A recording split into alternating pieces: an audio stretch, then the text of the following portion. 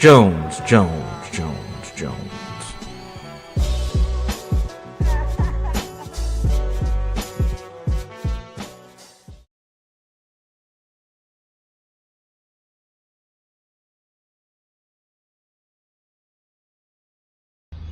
play with me, bitch. I backhand the fuck at you.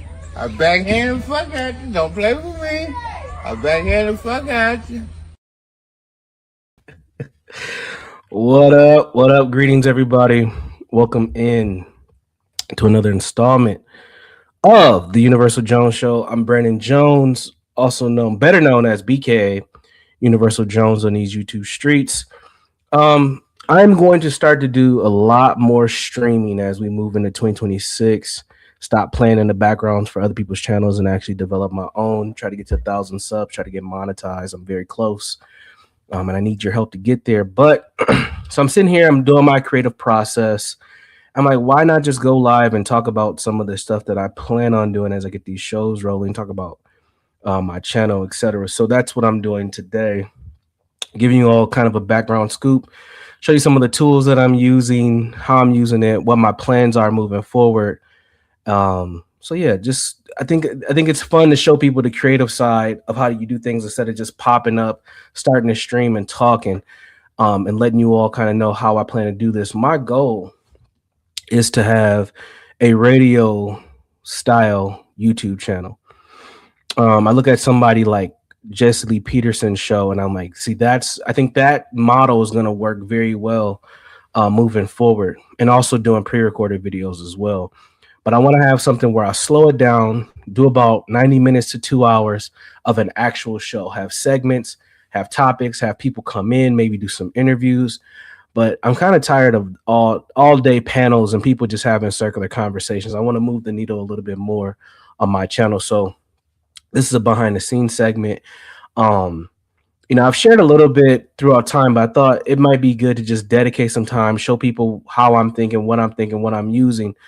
For those who follow me over the last year and a half or so, you know that I've worked on a few other people's channels, been over at The Urban Landlord, been on Riding High with Low. Now I'm working with Mooncake on her show.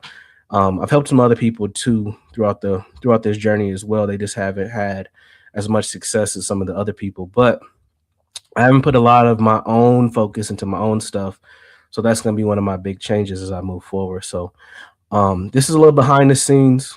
You kind of see how I operate, how I get things done. I'm at my main, I say this is my main studio, it's my home desk. Sometimes you'll see me with another background where I'm downstairs on my island and I'll stream from downstairs. But for the most part, I'll be streaming here. I'll figure out, I don't know if I'm gonna do green screen or not. I think my background is decent enough. I mean, it's just my crib for the most part. This is kind of the upstairs master bedroom stuff. My shit looks crooked though. I don't know what's going on with that. That looks wild. I don't know. Whatever. I'm not gonna mess with it. So there's a couple things I need to do to get my stuff rolling for today. A couple things I need to do. Hey, what's up, Jennifer? Welcome. A couple things I need to do to get my stuff rolling for today. I need to get my sound clips together, my video clips together. I'm going to show you all my intro song, which I'm not 100% sold on just yet. I did use AI to create it. So I'm going to preview that, get some feedback from the comments in the chat. I'm not 100% sold on it just yet. There is one that I like, but the AI program that I'm using, they want me to pay like a crazy amount of money for it. I don't know if it's worth it. So I'm gonna play around with a couple other things as we go.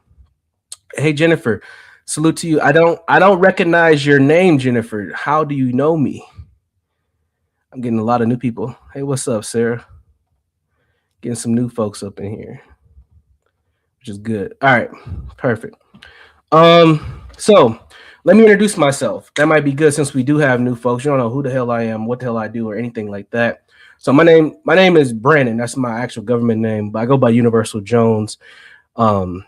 A lot of people know me as Universal. By profession, I am technically a psychologist. I've been a psychotherapist for years. I started my journey in mental health back in 2008. My first job in mental health was working in a psych ward, where pretty much I was just the muscle. You know, I'm a big black dude. I'm 6 foot, former football player. So they brought me in as muscle. and I got paid very well. I worked a lot of overnight shifts, a lot of evening shifts, got getting crazy money at the hospital working in mental health. And one thing that I realized was a lot of the people that I seen on that psych unit were people that I seen in the community, but nobody ever called it mental health. And that was a kind of an aha moment for me to think about, okay, what can I do um, to make a difference and actually try to help educate and help people who actually have serious sustained mental illnesses. I graduated from the University of Minnesota with a degree in sociology, and I didn't 100% know what I wanted to do. My plan was to go get a PhD. I wasn't thinking about working and like full time. My plan was just to get a good job, make some money, live on my own, and then hop straight into a PhD program. But I was a first generation college student. I didn't know crap about applying to grad school or any of that. And I did one of the dumbest things you could do, which was apply to all top 25 schools. You have to be a pretty elite student with some actual work experience to get into those types of schools or some big time connections. Those things I did not have at that time. And I got put on a couple wait lists. I got a couple denial letters. Ultimately ended up getting a master's degree in what's called community psychology. And then right after that, I went and got another master's degree in psychotherapy. And I became a therapist. I practiced therapy full time for 7.5, almost 8 years. Then I trailed off to doing part time, went into management, won a couple prestigious awards during that time, and they helped me launch a consulting business. And I started doing work all around the country when it came to dealing with trauma amongst urban youth, mostly African American youth. So that's kind of how I've landed and made a name for myself. Oh, what's up, Keegan? Welcome, greetings.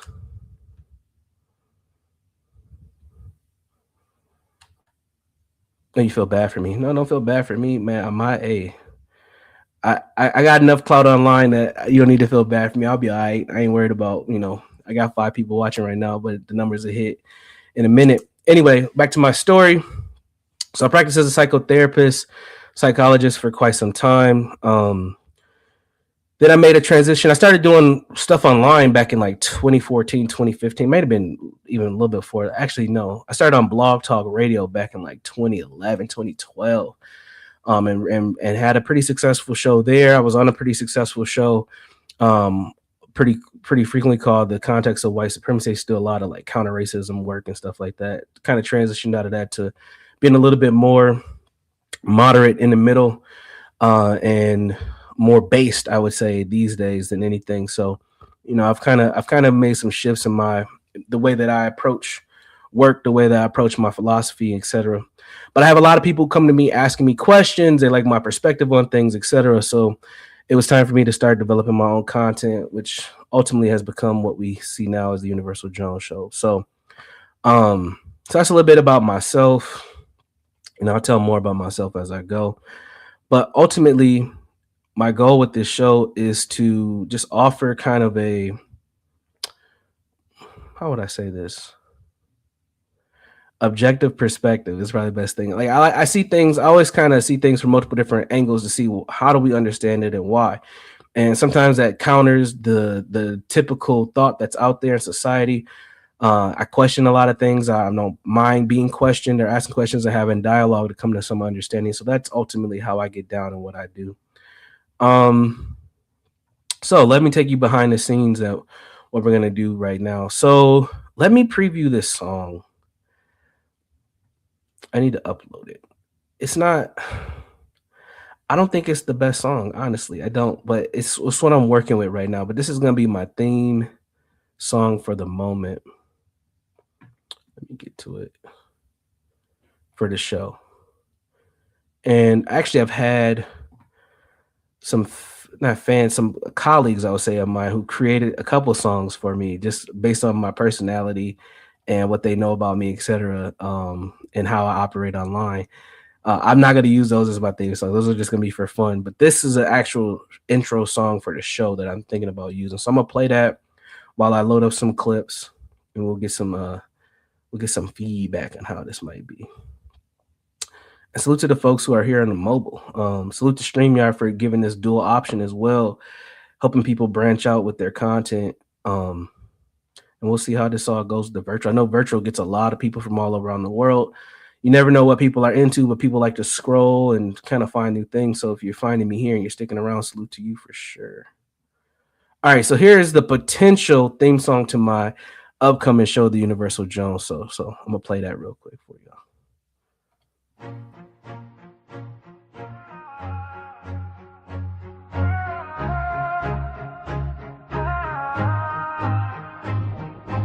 You're tuned to the Universal Jones show, where wisdom meets work and faith rewrites the code.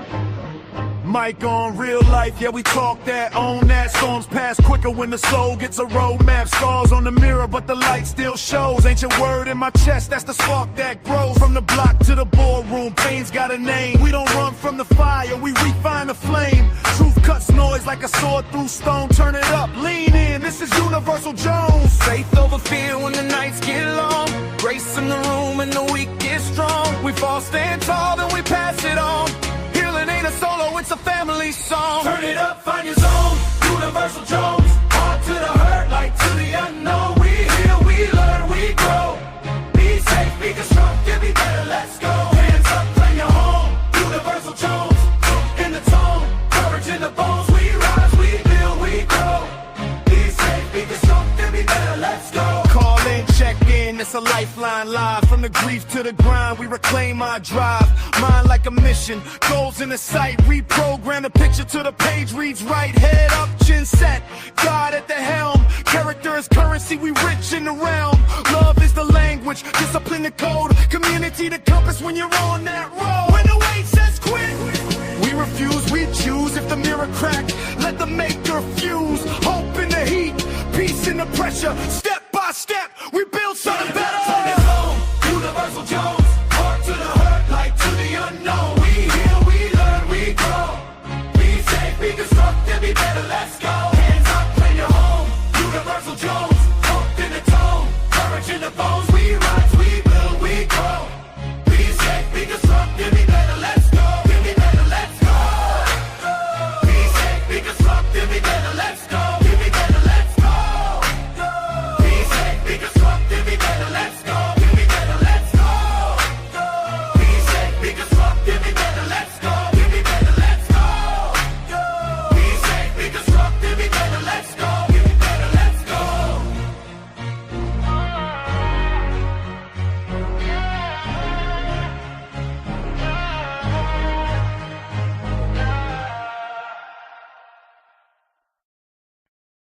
All right, so that is the potential. Oh shit, turn it off.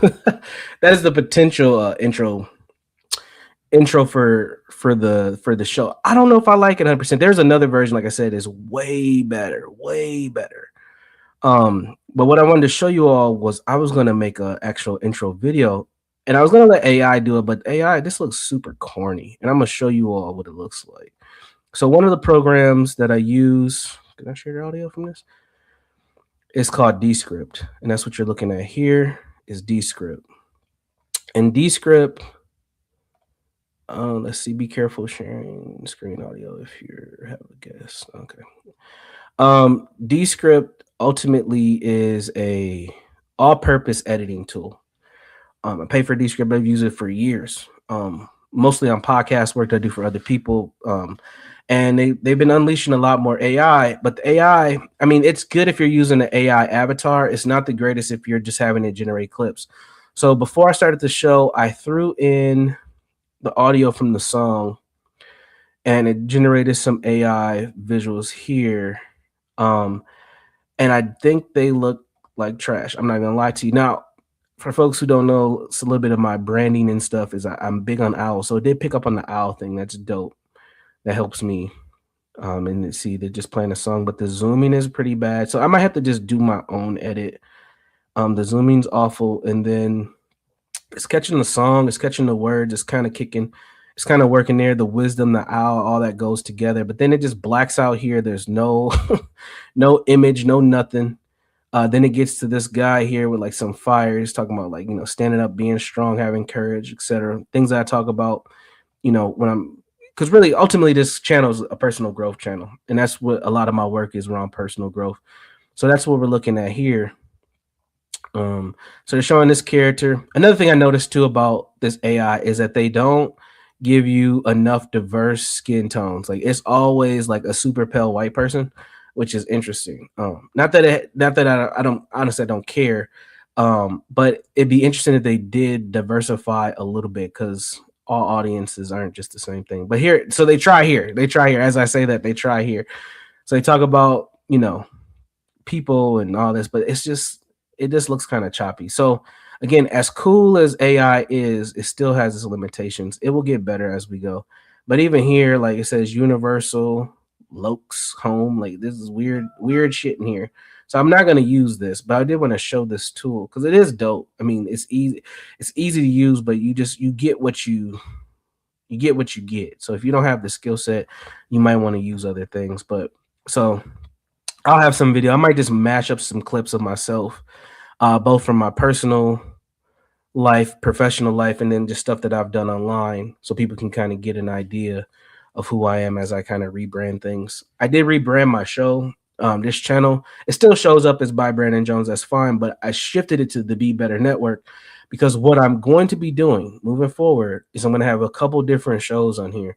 But I've already rolled out shows with my friend Lionel as we have been having these conversations around child abuse, and around people who are predators and who are harming and attacking children. So that series has gone pretty well on the show. We're going to continue that. We actually might have an episode tomorrow on that.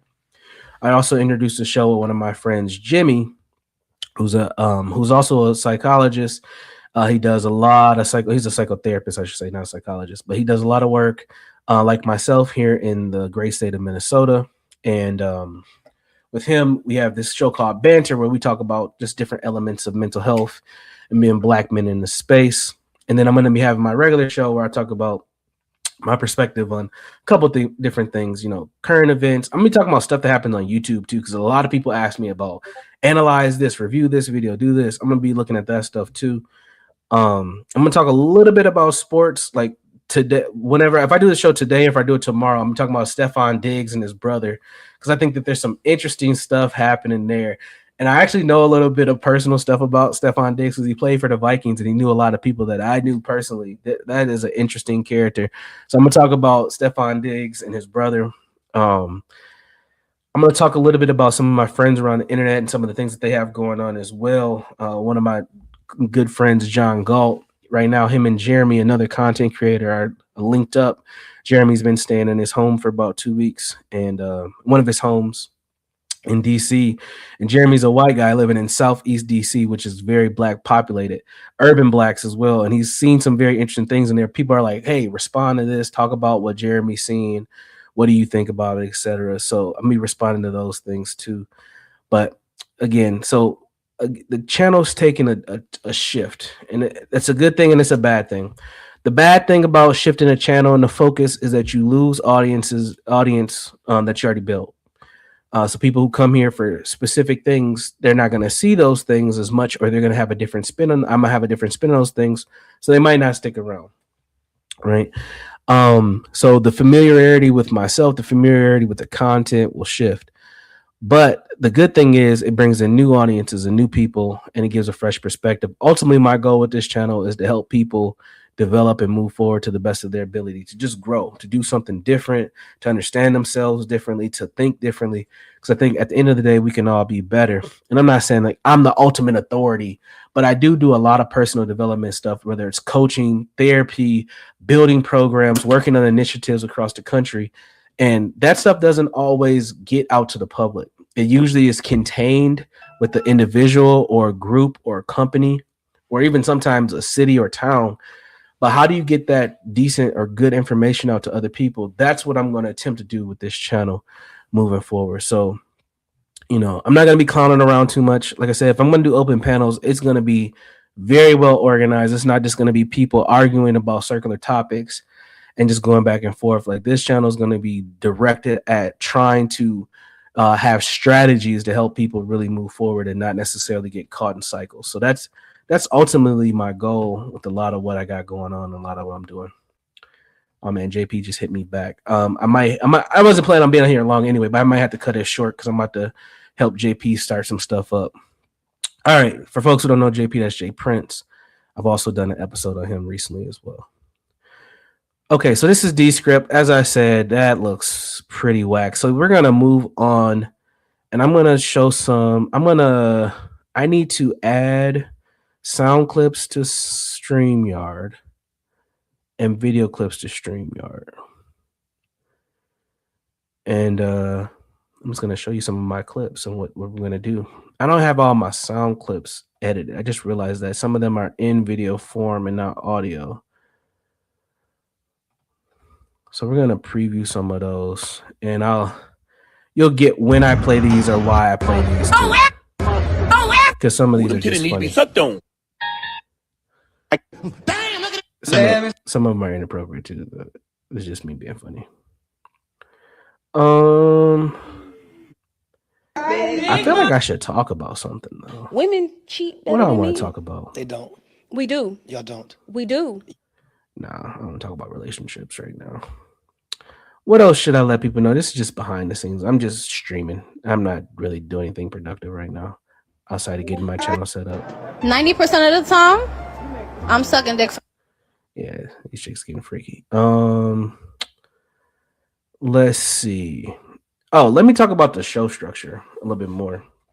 So one thing, like I said, the format that I think was gonna work well is the JLP format. And that is one that I'm gonna try to replicate if I can. What's up, Speak? And a couple things that JLP does that I like. One, he always has a question of the week. He calls it the biblical question. I'm not gonna call it that. It's gonna be the weekly question, where he engages his audience around like where he engages his audience around like what they think. He's challenging them to think about their worldviews. Ultimately, that's something that I want to do. I think that that's a smart thing to do when you're developing a community, when you're developing an audience, is asking them a question. So I've generated a list of questions that I'm going to, oh shit, can I not open this? Okay, there we go. That I'm going to start asking. So when I do my shows, I'm always gonna have a question of the week, and I'm gonna encourage people to answer the question in chat. If people want to come up and share their perspective on the question, I'm gonna find video clips to support the question or the content of that what I'm asking. And as I build out a new Discord server that's going to be specifically around personal development for folks, we're going to be having conversations around that as well. So I really want to cultivate a community and an opportunity for folks to build on themselves. It's the beginning of the year. A lot of people are going to be developing New Year's resolutions. And as we know, a lot of people don't stick with those. Like they start them, they end them, they don't go anywhere a lot of times. So what I want to do is help people keep moving forward, keep building on themselves. A lot of people want to make those changes in their lives at the beginning of the year. But what happens around May, June, July is that, it's tapered off and people are on to something else. How do you help people stick on their path so they can continue to move forward? So I generated 52 questions to match each week of the year for this upcoming year, and I'll be unleashing those as we go. So we'll have a weekly question here where we unload those. So that's one thing that JLP does that I'm definitely going to borrow. He also starts to show off with a little bit of a monologue. Now, it gets repetitive. If you listen to him, you'll understand he gets repetitive. I'm not going to do that. I'm going to start my show with not necessarily a monologue, but a piece of a concept. Every show I'm gonna have a concept. So I'm gonna start off with I don't know, like this week I want to talk about social capital. Now I know that that's something that's boring to most people. That's some textbook stuff that I read 15 years ago that most people have no idea what that means or why that's important in their life. But if I can connect that concept to something that is happening today and why it matters, it would make more sense, and people, okay, now they learn something they can apply to their life, or they can take it and see, how can they run with it, right? Like I look at something, a current news thing that's real popular right now is the Somali fraud that's happening right here in the great state of Minnesota. It's not been a secret about a lot of the Somali stuff going on here. It's just now getting out to you all, but they've been finessing systems for a long time. And they're not unlike other people that have finesse systems. It's just their turn to be caught. And they've done it in such a sloppy way that it's very easy to point it out. So it started here in the Twin Cities, but now it's leaked out to, close to Boston, People are in Ohio checking it out. I think what was the other state? There was another state that they were unleashing or they were solving this puzzle of all these Somali daycare centers. But what little do people know, it's not just daycare. So when you hear these, $17 billion of fraud, it's higher than that because they're not even uncovering the other businesses that are doing fraudulent things, such as chiropractic services and autism. Like there's these other things that the little dirty secrets that people don't know that once they start going down those rabbit holes, they'll start to figure out this is a much bigger problem. So I'll take something like that, like a big news story, and match it to an actual concept and see how it all develops like that. Yeah, you say this, but there's some of them that don't. And I've been no stranger to talk about, in some spaces and places, my affinity for East African women, not just Somalis, but Ethiopians and Eritrean women. Yeah, some of them do like that, but some of them look good too. So you gotta have some balance there. You gotta have some balance. I'm gonna be careful what I say about Somalis because I have a particular lady friend. I don't want her to come from my head. So it is what it is. Let's see. Oh no, my text is going crazy. All right, I'm in a group chat, some YouTube stuff. Yeah, thanks for hitting the like button. Salute to you, salute to Suggs coming over, salute to Lionel. So like I said, I'm gonna do my best to take something that's current, have some conversation about it, but also match it to an actual concept so that we do have some sort of learning going on, something that we're actually moving forward with, not just having circular conversations with no strategy on what we're going to do about it or how we're going to do it or even how it applies to our life. These are going to be things that are important.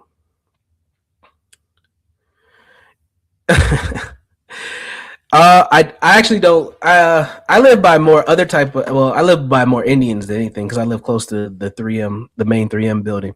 So there's a lot of Indians over here in my area and white folks. But yeah, they are heavily invested in my city. You know what? Okay, let me just talk about this now.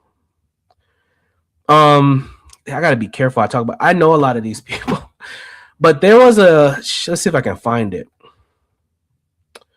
There was a special conversation meeting that happened yesterday from the Department of Health, and I was so disappointed because this is the dirty little secret in the game that these folks play. Let me stop sharing my screen for a second. Man, I gotta be so in my real life, I have been able to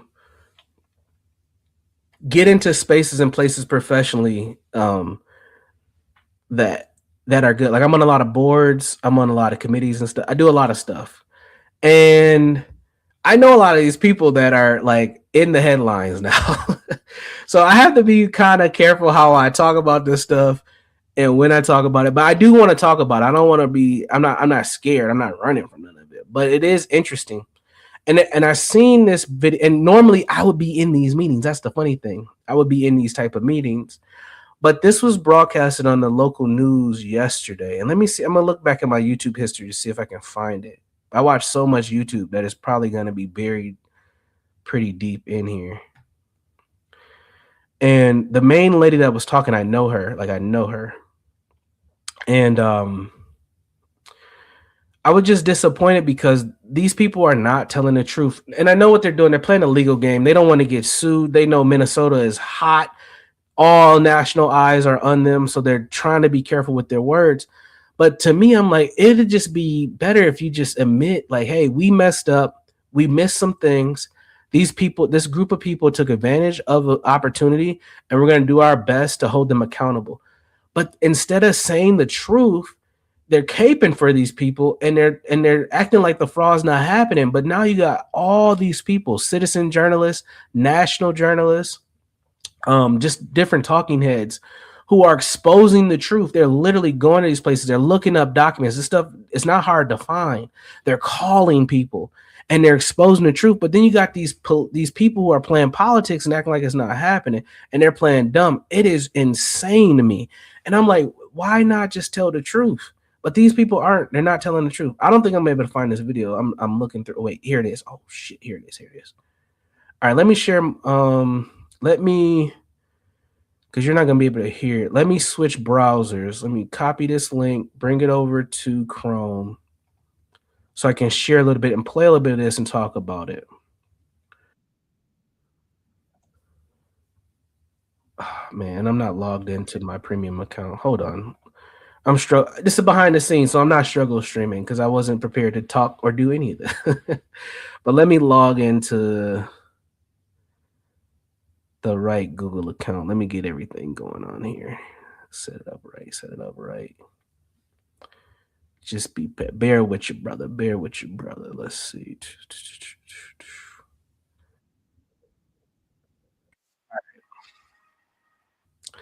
And I didn't watch this whole thing, but what I did watch sickened me. Oh shit! I didn't want to do that. Damn it! Hold on. What the fuck? Chrome just went crazy on me. Give me 1 second. It just made me like open a whole fucking new browser. It logged me out. Hold on. Hold on. Damn. This was sometimes it's another thing too. Some of this stuff is so smart that it just starts to fuck stuff up. Like, I'm just gonna be honest. Like, god damn, I didn't want to open a whole new Chrome profile. Just fucking play the video, man. This stuff be driving me crazy sometimes. Universal sounds better than that panel from last. Hey, man, I have nothing to say about that, man. Yeah, listen, I'm trying to do something over here. Some people want to have conversations. They don't know how to have them. They just so used to just hopping on the stream yard and talking, man. Like you got to have some structure. And again, I try to help provide these things. I try to steer people in the right direction. I can't control nobody, so I got to do this stuff myself, man. All right, let me see. Okay, so this happened yesterday. This is DHS, Department of Human Services. Like I said, I know people on this call. I gotta be careful. But it's so disappointing how they are handling this situation of the Somalis, man. Like, it'd just be like, why not just say we messed up, we made some mistakes, we trusted people, and they took advantage of our system.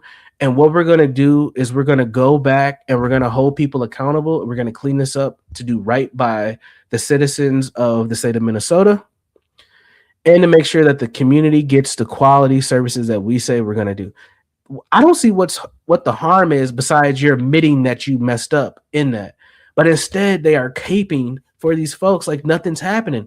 But it makes the department look bad because you have all these other people who are exposing the truth. Literally, citizen journalists, talking heads, content creators, national news, people who want to do investigative journalism. Like they're exposing all the truth, but here you are being a goofy and trying to play a political. That's how we got in this mess. You're playing politics and you got finessed by some finessers. Story time. One thing that people don't know about me, I know I tell a lot about myself. One thing you guys don't know is I used to be really into filmmaking. And at one point, that's how I know how to do editing and stuff like that. I wanted to be a filmmaker as kind of like a side hobby, not like for a full-time job or anything. And I've made a few documentaries. And in making these documentaries, one of the things that I've learned to do is that there's a way to tell a story visually, and there's a way to do things that help you to craft the narrative and to really to tell the truth that you want to tell. You can spin any type of information any type of way. Okay, and it's important that we understand that. So when you get these opportunities to share this type of information, you have to do your due diligence and make sure you're telling a good story. This is not a good way to tell a story, and this is not going to work. And yeah. Anyway, I'm a pause on the story. I just thought about maybe I should tell that another time. So I'm just gonna play a little bit of this video. So this is the Department of Human Services, and they're gonna start talking about the fraud. Services. This briefing is part of a series requested by the governor to keep the. So the governor requested this. Tim Walz requested that DHS come out and say something. Okay, as you can see, this is on Teams. Or no, this is not Teams. Yeah, this is Teams. This is Microsoft Teams for those who have never used Teams. And they're gonna start talking about what is happening, what's going on from the state side, and Media up to they don't speed do on the our job. actions to prevent and disrupt fraudulent billing in the state of Minnesota. Today, I'm joined by John Connolly. He's the Department of Human Services Deputy Commissioner and the State Medicaid Director. He's going to update you on our progress in prepayment review with our vendor, Optum. At the end, we'll have time. Optum is a big vendor of medical billing. I know some people that work for that company. They make good money.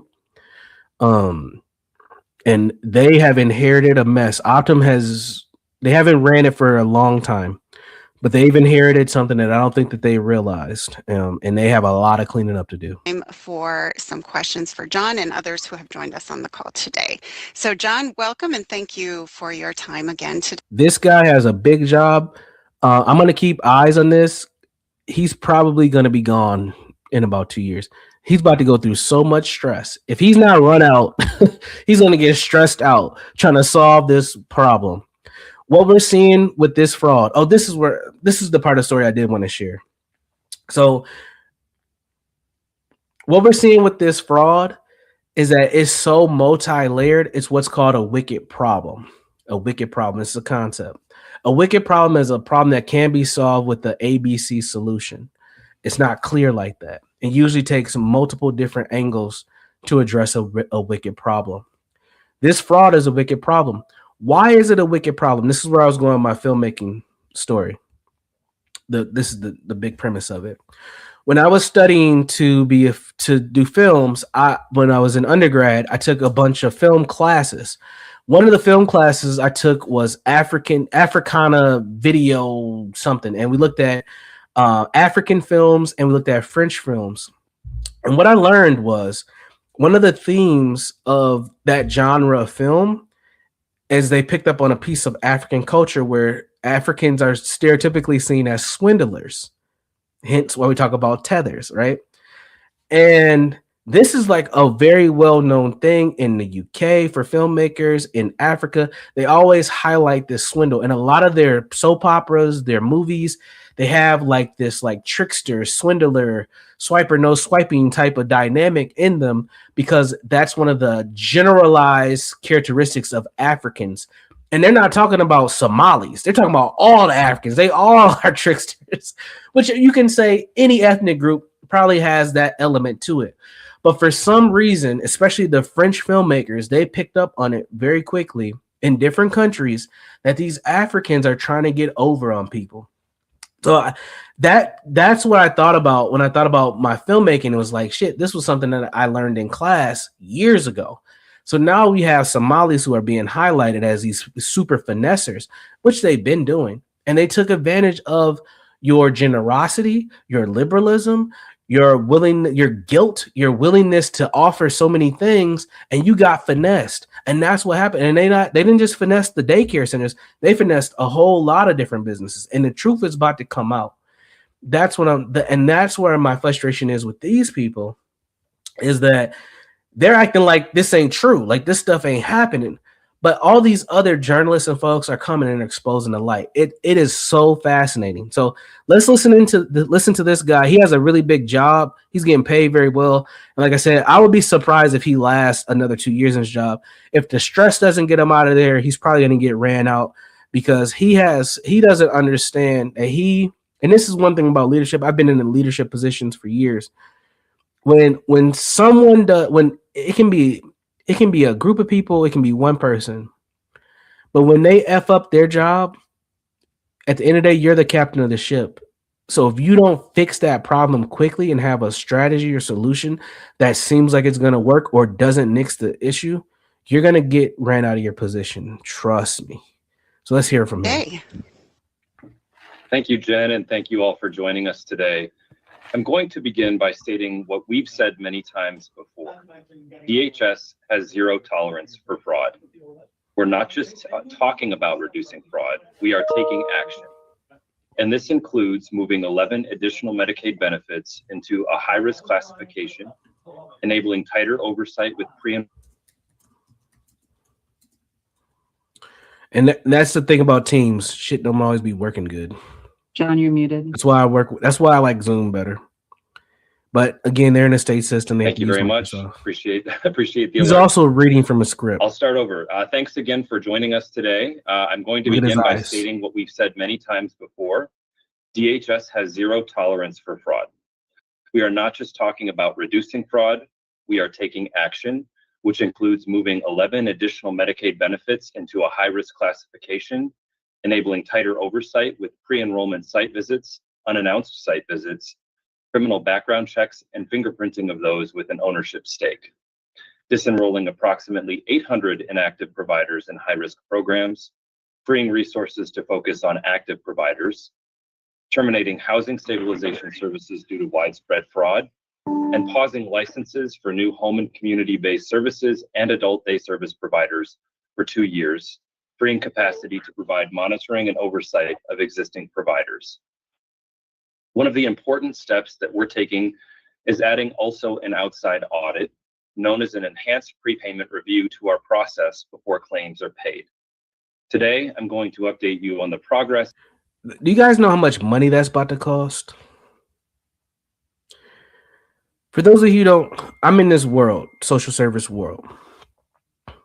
As a nonprofit organization, if you're a good running organization, you should have a yearly audit, as your own audit. If you're a moderate running organization, like you don't do that well, you should have an audit every 2 to 3 years. If you're a poorly run organization, either you don't get audit, you never audit yourself, or your audits are spaced out in huge chunks, which usually you're in threat to lose your business. You don't want to be doing that. You really should do a yearly audit. Those audits cost thousands of dollars.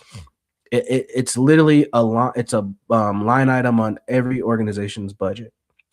What he's saying is, and the state already has to do audits. What he just said is that they're going to bring in a third-party auditing system, a company, organization, to come in to do more auditing to make sure that the claims are good. They already have an internal process to do that. So they need another non-objective party to come in and look at the same thing. That is not good. That is going to cost the states millions of dollars. Do you know how many claims that they have to go through? This is so these Somalians have messed up the system so bad that they are about to create a whole new industry just to police it, which is the auditing system. I don't think people realize that.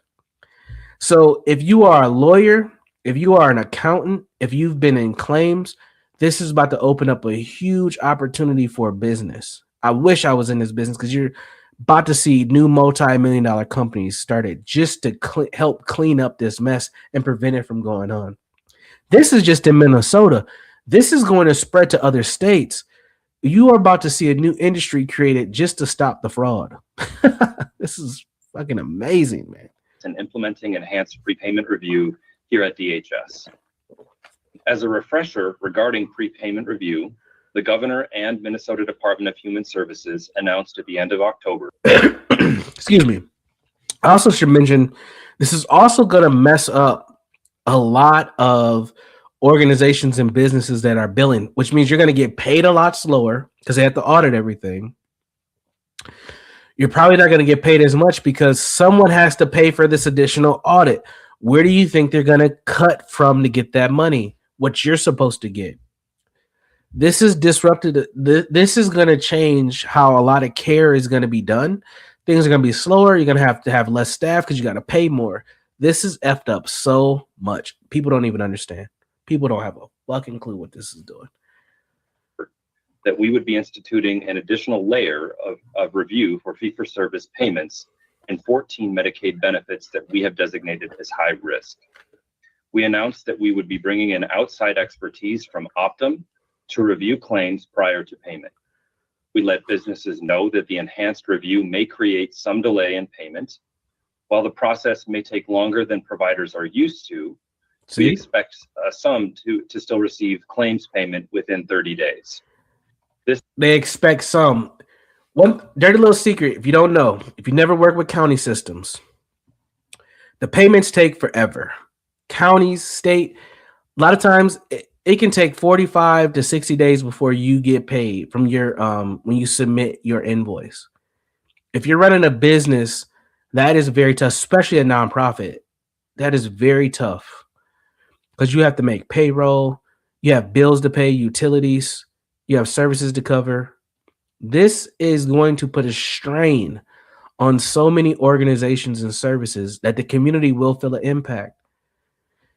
This is what happens when you try to run a high trust society with low trust society people. They finessed you. Now it's going to disrupt even further, and now you're going to be harmed. This is a problem, and I don't think people realize how big of a problem this is. Delay does not necessarily mean that there are problems with claims. It's just necessary time for Optum to review those claims.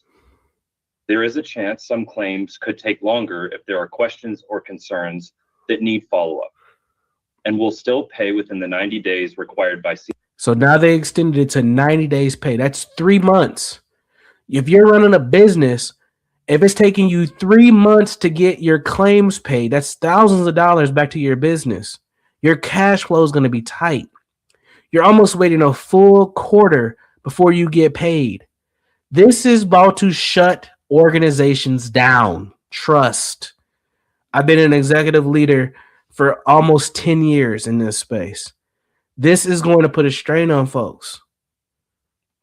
You're going to see nonprofits close. You're going to see organizations close. You're going to see organizations merge. Those that have better cash flows and different business setups are going to be able to merge and take over others that don't. This is about to change the dynamic. We already had issues with folks struggling to maintain employees as it is, and then you add in the component of AI and virtual reality where it's cutting into businesses. This is about to change the landscape of this whole workforce. These Somalis, boy. Where's Bantam? CMS for all legitimate claims. Since that time, we've been working with Optum to set up and launch this process, and I'll share information about the two biggest parts of that work. First, establishing a process to securely share claims and data so that Optum can review and flag claims for DHS. That process was finalized at the beginning of December. Second, providing Optum with access to 3 years of paid claims data so they can look for trends and issues that we should focus on here at DHS. We're expecting to be able to share more information about those findings at the end of January. With the systems in place, we're now starting the ongoing prepayment review process with Optum in earnest. And that means businesses may start to experience some delay in receiving payment. What did I just say? Now we'll share a slide to show the process. Trust me, I do this. I've been doing this for years. I know this business. This is how I made money as a consultant. People call me to come in and clean up their businesses, their programs. This is going to cause such a disruption that people don't even know what's coming. They don't even know. This is what happens when you have high trust society. My daughter just sent me a text message. She's asking for a gift card. Didn't Christmas just happen? Why is she texting me about gift cards? Christmas just happened, and her sister's birthday is in a couple of days, and she's trying to finesse me. You gotta love children. Anyway, this is going to cause such a disruption.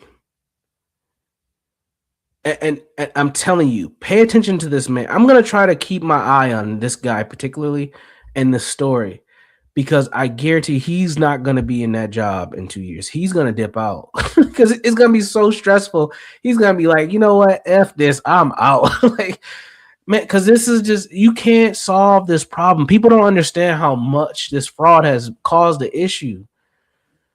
This is about to change the whole landscape of an industry. It's going to create opportunity. Like I said, those folks who are going to be those auditors, they're about to make crazy money. Crazy money. Shit, I might be trying to figure out a way for me to figure out how to do that myself.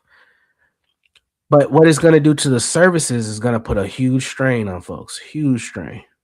I might have to clip this. DHS will continue its existing internal claims review process, as you can see on the slide here, which includes a system review of more than 700 automated claims checks based on requirements such as member and provider eligibility, prior authorization, service limits, and instances of other insurance coverage. Second, every 2 weeks, DHS will send Optum batches of claims to analyze. Optum will flag claims they identify as needing further review, and DHS will make final decisions about payment. This added layer of review will slow down payments to businesses for individual claims, as I mentioned earlier. Third, if a claim is flagged, we may need additional information and documents from the provider before payments are made. This could lead to additional delays for providers, but as I've said, we'll need to meet the 90-day deadline to pay legitimate claims as required. Fourth, if signs of fraud are detected, DHS will not pay the claim and providers will be referred to our Office of Inspector General for investigation. We are only just now beginning this process, and so do not have specific information about any payment delays at this moment. I can tell you we sent more than 80,000 claims to Optum in the first cycle of review last week. Did you guys hear that?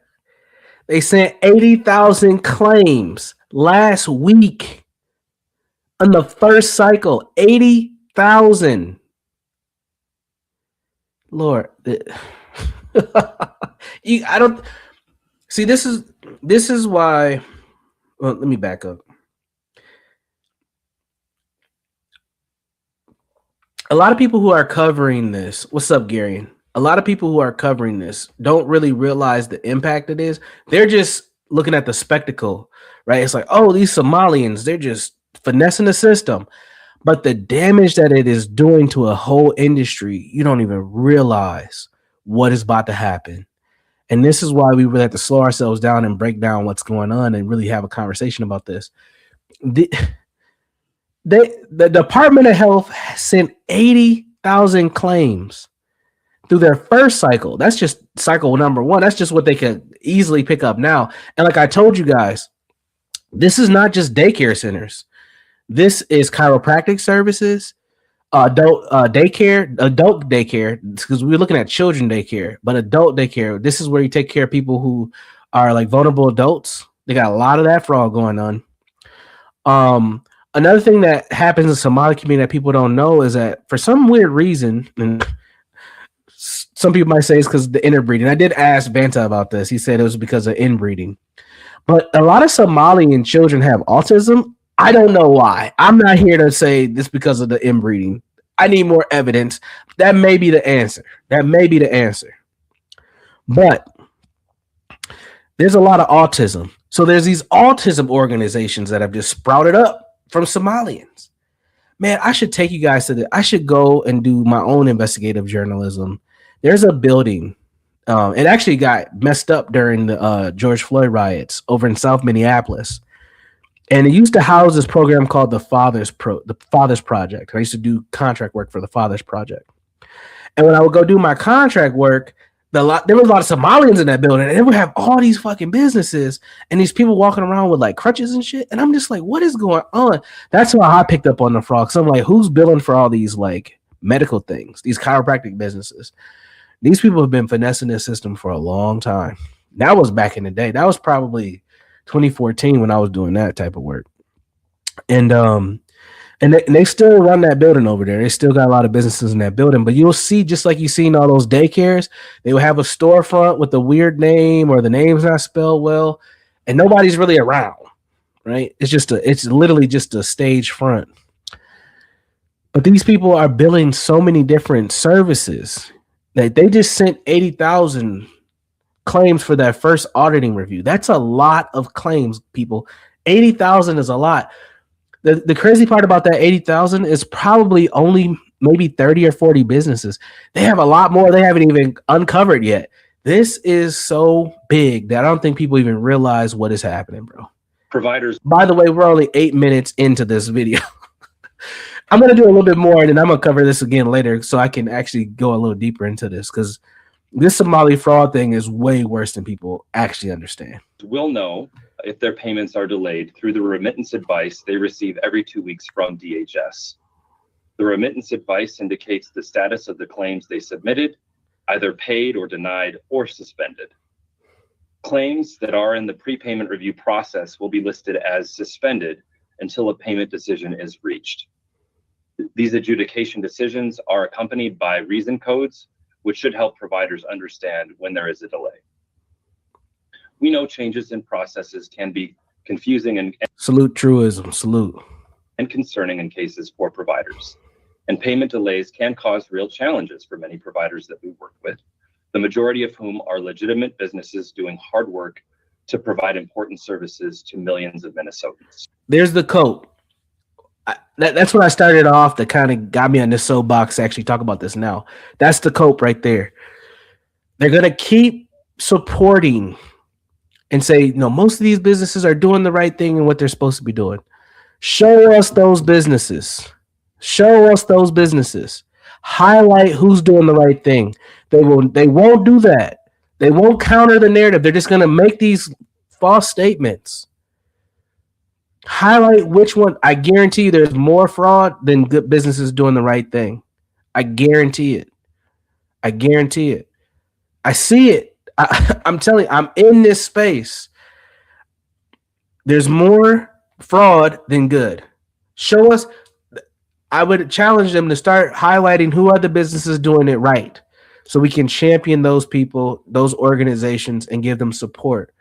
But they're just going to make these blanket statements because they want to play the political correct game. Instead of saying, hey, just stay focused on the facts. We got finessed. We made mistakes. We're correcting those mistakes. We're hiring these auditors. We're going to clean this up, Minnesota. We're going to get this together. This is the great state. The land of 10,000 lakes. All that great shit we like to talk. Just stand on principle. But no, they got to play the politically correct game, and that's how they got themselves in this mess in the first place. Sometimes listen, I'm from here. I love this state. This is my home. No matter how crazy it is, this is my home. But boy, this is the stuff that I'm like, how, like this is why we are in the midst of all things that are messed up. It's because of attitudes like this. We want to play both sides without just being honest. And then you get finessed by these people. If there's one thing that I can encourage them to do to help ensure timely payment of their claims, it's this. Make sure you are providing us with the exact legible documentation required for claims when we request this information from you, and make sure your documentation matches your actions. We'll now have more eyes on the documentation, and that will cause more questions. Every time we have to stop the process to ask for better documentation, that will take time. Mm-hmm. So that's an overview of the prepayment process. All right, I'm going to skip ahead because I'm going to get to the woman that I know. And she's cool as hell, man. She's cool as hell. Damn, I know he talked for this long. I'm going to have to go back and watch some more of this. But I'm going to get to her part so you can kind of see the cope again. This is where I started. When I hopped on the live yesterday, I seen her talking and I was like, oh, shit. I knew what it was. I knew what it was. So I'm going to get to her part. You hear a little bit of what she's going to say. And you can kind of see the narrative being created, what I was talking about earlier. Department of Children, Youth, and Families. And we know there's been some news over the weekend. And I got to be so careful with this. I know a lot of people who work for this department, like people, they know me. They like we cool. We cool. I'm in this space. Hell, I almost work for this damn department my damn self. I got to be very careful here. And that many of you are interested in. She has a brief statement to share, and then... Salute to Lo. Lo, how are you? I hope you're doing well. I miss you, Lo. I miss you. We can take questions from you. So, Tiki, if you want to come on camera and open your mic, we'll get you spotlighted for everybody. All right. Thank you very much. I appreciate the opportunity to speak to you all today. My name is Tiki Brown. I'm the Commissioner of the Department of Children, Youth, and Families. And just making sure the spotlight is working. It is. We're in good? Okay, excellent. All right. So again, thank you for joining today and allowing me the opportunity to join this press conference. We are aware of a video that's being circulated that has gained local and national attention about child care centers in Minnesota. While we have questions about some of the methods that were used in the video, we do take the concerns that the video raises about fraud very seriously. Each of the facilities mentioned in the video has been visited at least once in the last 6 months as part of our typical licensing process.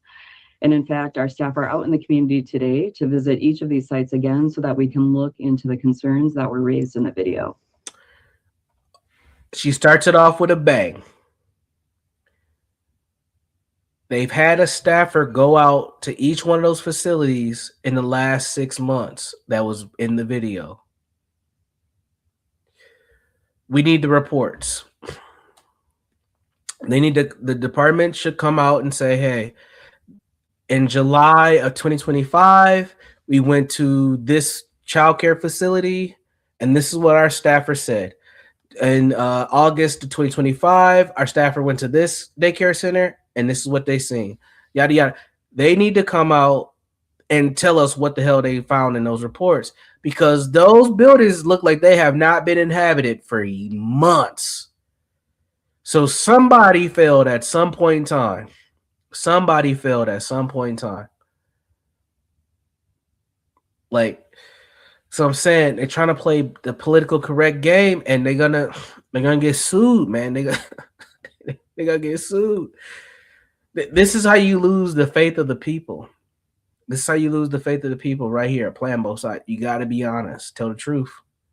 At the Department of Children, Youth, and Families, we care about making sure that every dollar of the Child Care Assistance Program and other programs is going where it's supposed to be going and used as intended. We have no tolerance for fraud, and we're committed to doing everything we can. Brad, Universal, get off. Turn it off. You're telling too much. Oh, shit. Who's calling me? Who is this? Yeah, I might have to stop talking about this. To investigate allegations. I'm gonna have to stop talking about this. Minnesota has a robust system for childcare licensing and program integrity.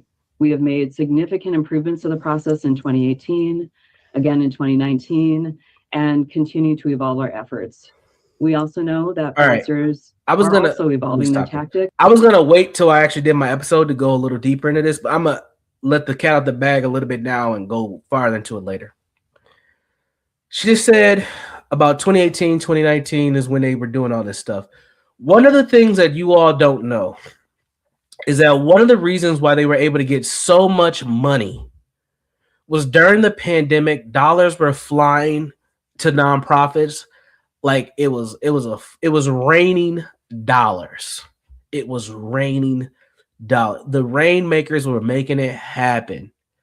It was like when Drake goes to a Houston or Miami strip club. You know what? It reminds me of the movie Players Club. The nonprofits were the strippers. Do you remember when they were at Dollar Strip Club in the movie The Players Club, and they had the pro athletes came in there, and the strippers was like, "Come on, girls, we gotta go. We got big money upstairs." They had like hit a little buzzer. All the strippers was running to the floor. If I can find that clip, I'm gonna use it tonight, because that was the nonprofits. They were the strippers, and the ballers came in. They hit that buzzer, and they went to that that locker room where the strippers at, and all the nonprofits came running just like the strippers upstairs. There's money upstairs.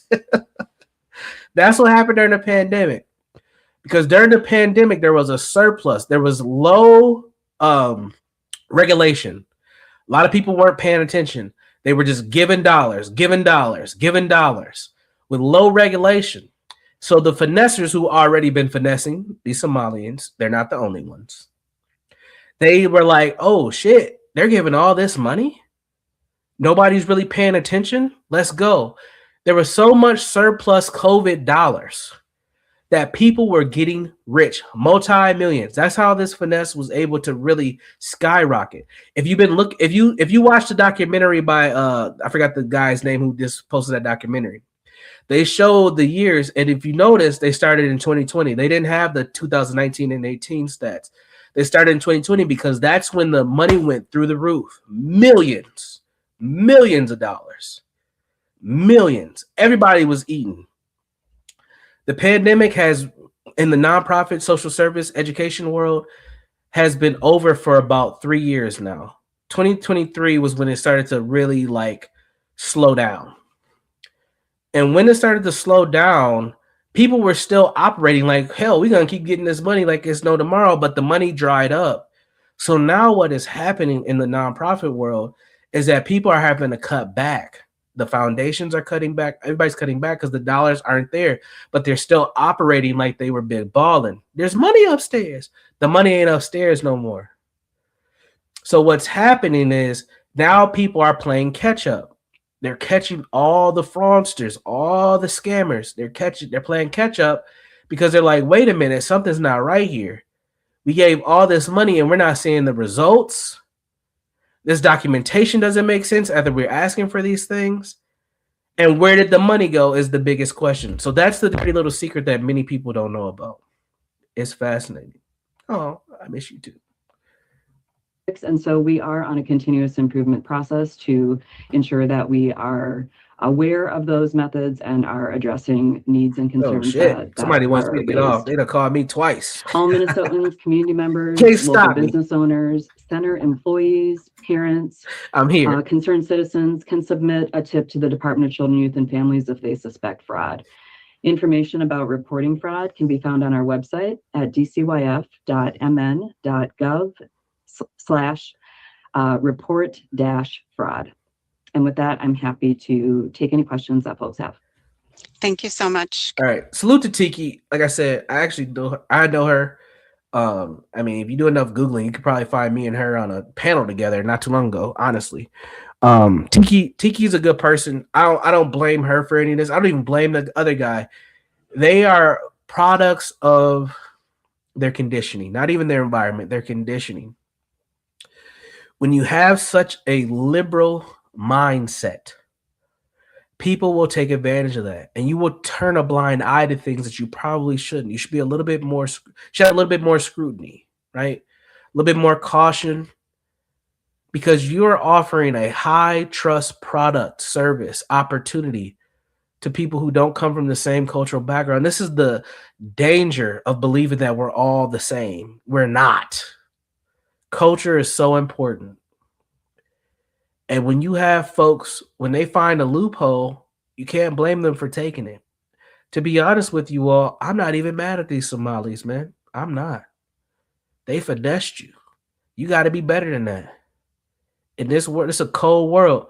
John Gold says all the time, it's a gangster country. And if you're going to get out gangstered by the people who you are trying to help, that's on you. It's wrong. I don't believe in it morally. No. But they finessed you. They got you. And now you look stupid. And you still trying to play the political game. Fuck all that. You got to come in here like, look, they did this and we about to come down with the hammer on these motherfuckers, man. Like you gotta boss up, man. I hate weak stuff. Yeah, for real, man. I mean, think about it. I mean, that's not the, like I said, the daycare center is not the only finesse. They've been finessing a lot of stuff. It's gonna come out. The numbers that you guys are getting now, I think they're like 17 billion is the number. It's way higher than that. Trust. They don't even know the number. These people don't even know the number. They got these other auditors coming in.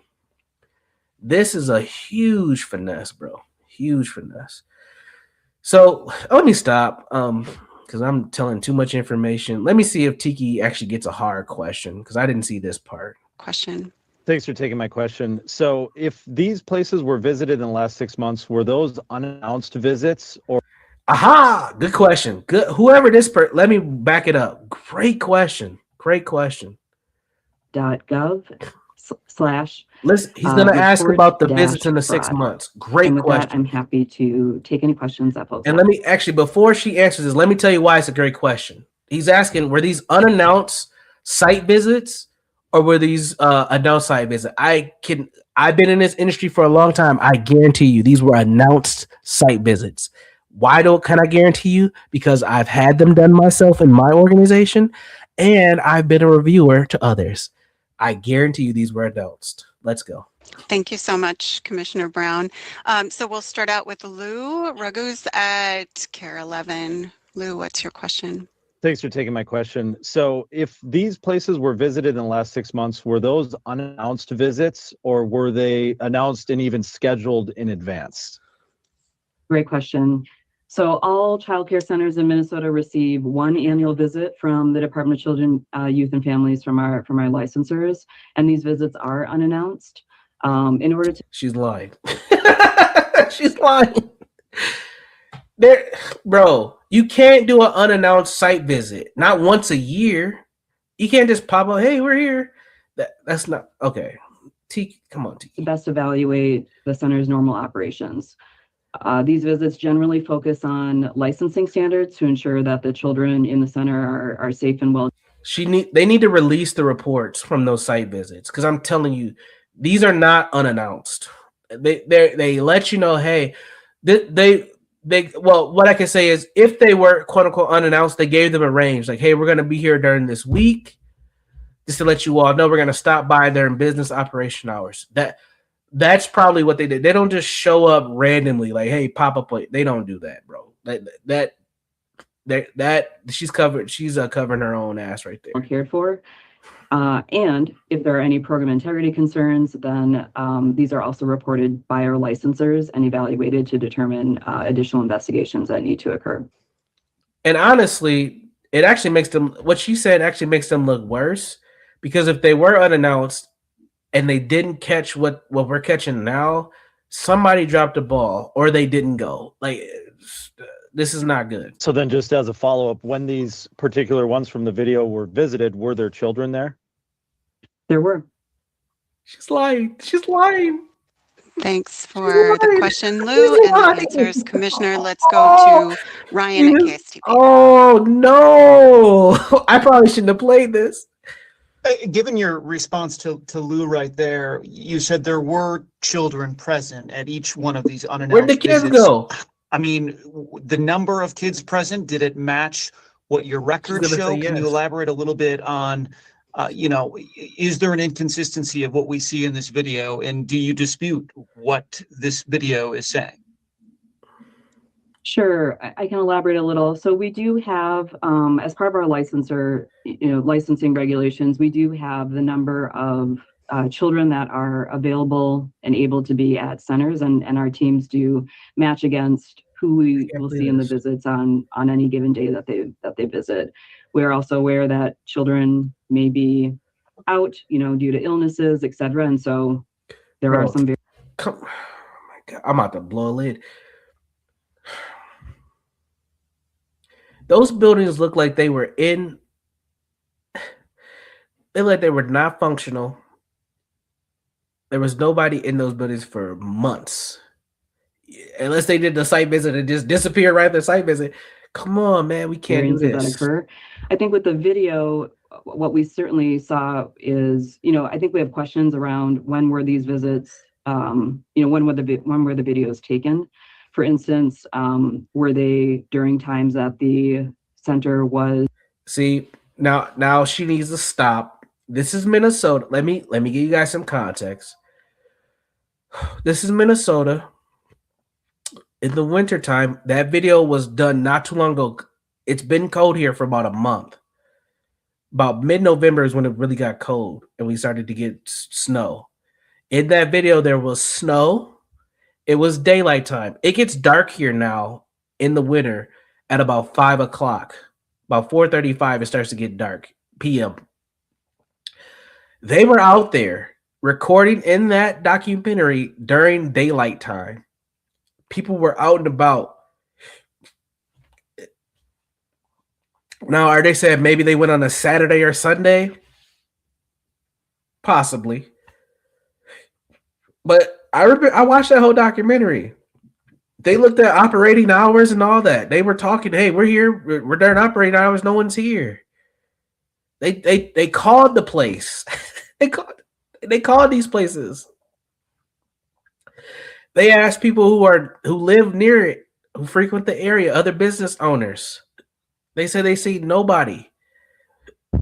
This is what I'm saying, man. They're coping. Is scheduled to be open. Was it during the weekend? I think there's some clarity questions that we'd like a little bit of additional information on, which is why our teams are out today making additional unannounced visits to again confirm, are there children in these child care centers, and gathering additional information from these centers so that we can answer any of the concerns that were raised in these videos.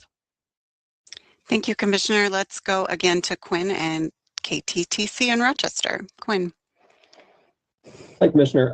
It appears that the Department of Homeland Security is visiting some of these facilities today. I'm wondering if you could just comment on, whether DCYF or any other state agencies, as far as you're aware, are cooperating with or working with, I guess, those federal investigators, and any other comments you have on that.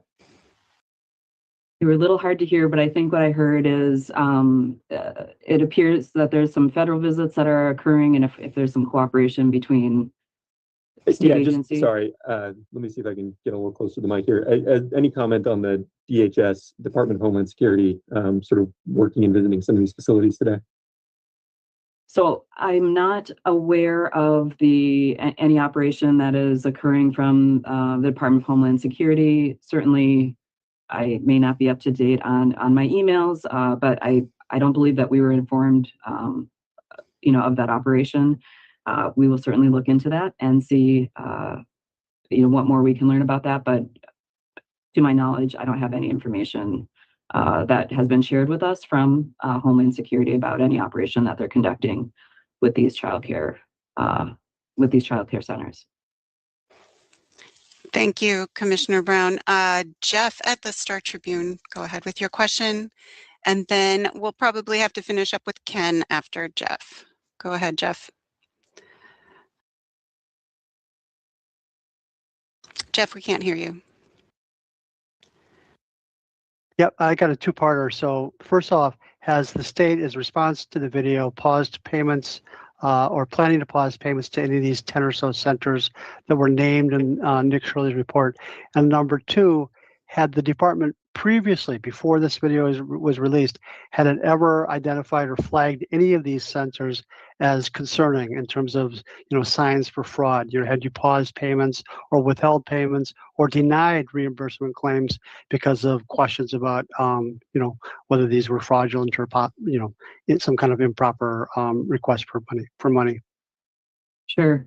So we don't, for the current child care centers that have been named in the video, we have not paused. There isn't a current pause on any of their payments. They are, those continue to move forward. As we gain more information from the folks that are out visiting today and gathering additional information, that may change. But currently, there is no pause on any of those individual centers. Several of these centers have been evaluated for program integrity. Wait a minute. Did I just hear that correctly? Hold on. Whoa. Let me back this up a little bit. Did she just say they're still paying these people? Number two, had the department previously, before this video was released, Hold on. Did I just hear that correctly? I was kind of doing something in the back. Let me back this up. This is gonna be my last thing. I'm getting off this stream. Go ahead, Jeff. Jeff, we can't hear you. Yep, I got a two-parter. So first off, has the state, as response to the video, paused payments or planning to pause payments to any of these 10 or so centers that were named in Nick Shirley's report? And number two, had the department previously, before this video was released, had it ever identified or flagged any of these centers as concerning in terms of, signs for fraud? Had you paused payments or withheld payments or denied reimbursement claims because of questions about, whether these were fraudulent or, some kind of improper request for money? Okay. His question was, the businesses that were in the video that has just gone viral, has there been or is there currently any pauses in their billing? That's what he wants to know. Are you still paying these people? Here's the answer. Sure. So we don't, for the current for the current child care centers that have been named in the video, we have not paused. There isn't a current pause on any.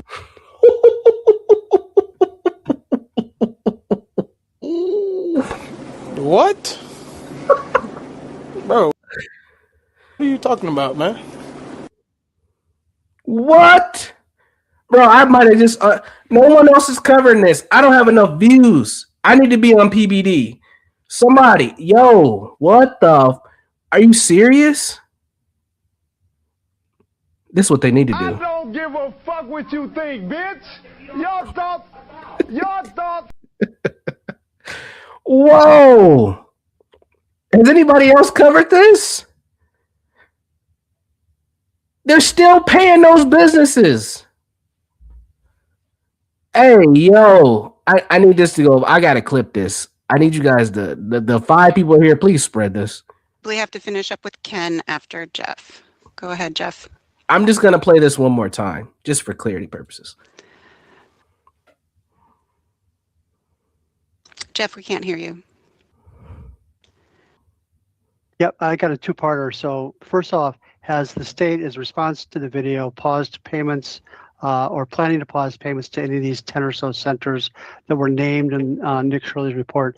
And number 2, had the department previously, before this video was released, had it ever identified or flagged any of these centers as concerning in terms of, signs for fraud? Had you paused payments or withheld payments or denied reimbursement claims because of questions about, whether these were fraudulent or, some kind of improper request for money? Sure. So we don't for the current child care centers that have been named in the video. We have not paused. There isn't a current pause on any of their payments. They are, those continue to move forward as we gain more information from the folks that are out visiting today and gathering additional information. Holy shit. What? Bro, what are you talking about, man? Well, shit.